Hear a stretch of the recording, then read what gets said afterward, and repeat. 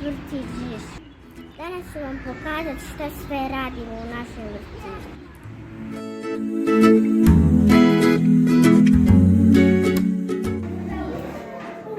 Čovta grupa djece, ja ću vam pokazati šta oni rade.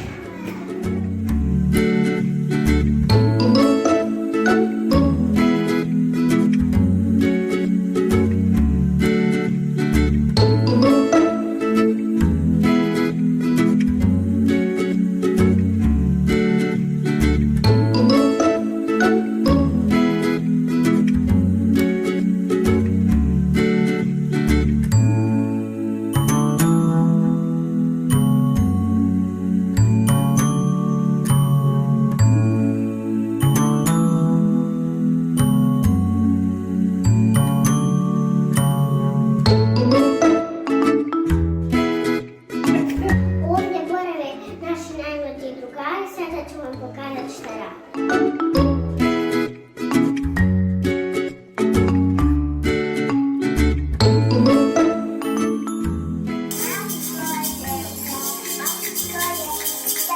Bravo, djeco!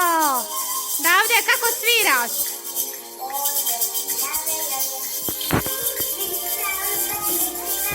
Sad pjevamo.